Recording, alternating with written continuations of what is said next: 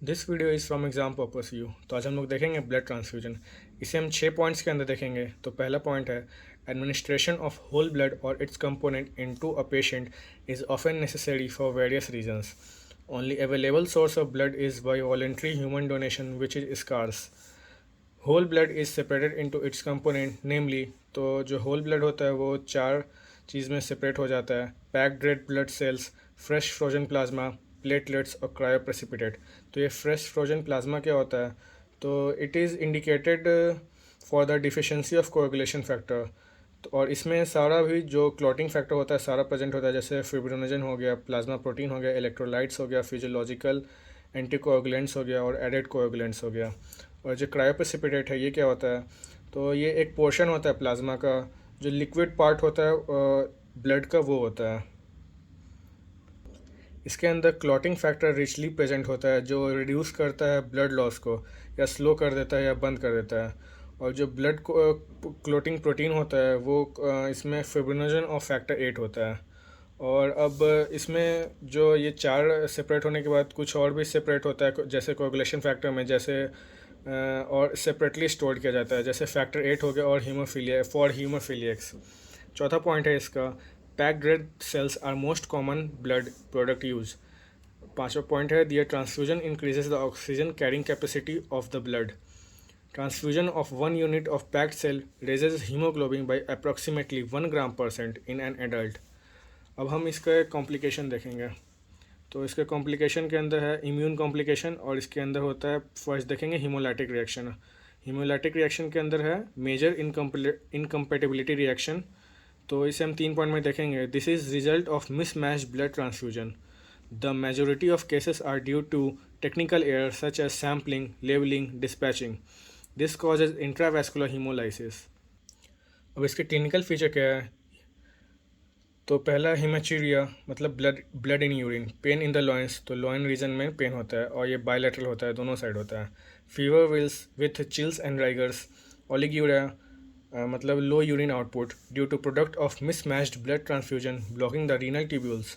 It results in acute renal tubular necrosis. तो हम इसका ट्रीटमेंट देखेंगे। तो इसे हम 6 पॉइंट में देखेंगे। तो आप पॉइंट वाइज याद करिएगा, तो इसे आपको एग्ज़ाम में याद करने में हेल्प मिलेगा।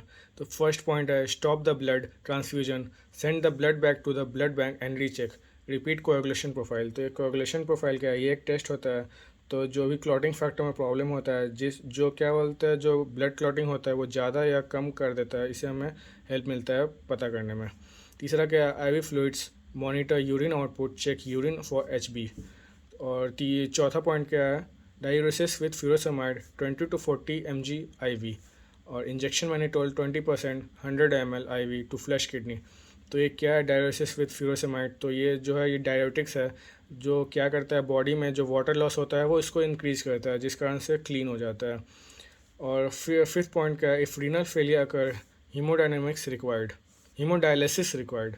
और सिक्स पॉइंट का है, if haemodynamically unstable, cardiovascular supplement में भी रिक्वायर्ड।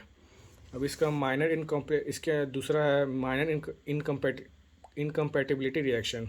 इसे हम 5 में देखेंगे। पहला पॉइंट क्या है, occurs due to extra vascular haemolysis, usually mild, occurs at 2 to 21 days, occurs due to antibodies to minor antigen, malaise, jaundice and fever. Treatment is supportive. अब हीमोलाइटिक रिएक्शन के बाद नॉन हीमोलाइटिक रिएक्शन देखेंगे।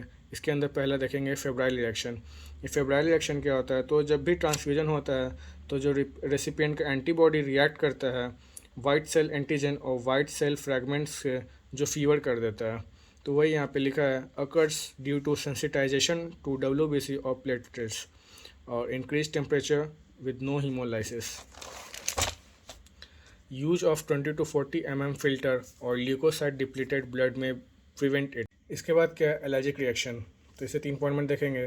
तो ये occurs due to allergy to plasma product, manifest as chills, rigors and rashes all over and often subsides with antihistamines such as chlorpheniramine maleate 10 mg IV।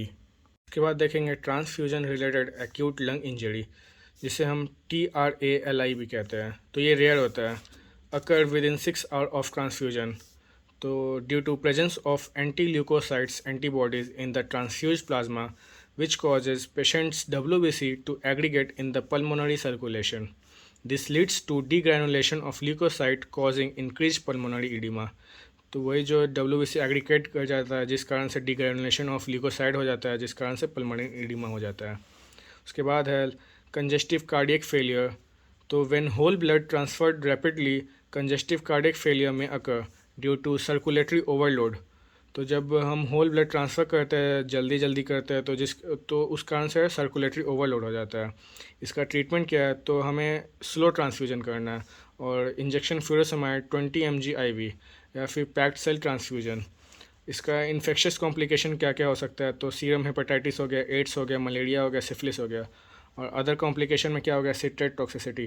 तो इसमें क्या होता है? तो जब भी हम ब्लड कलेक्शन करते हैं उस वक्त जो सोडियम सिट्रेट होता है एंटीकोगुलेंट यूज़ होता है।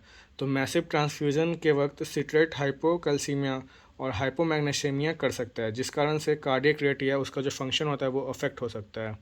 Thank you.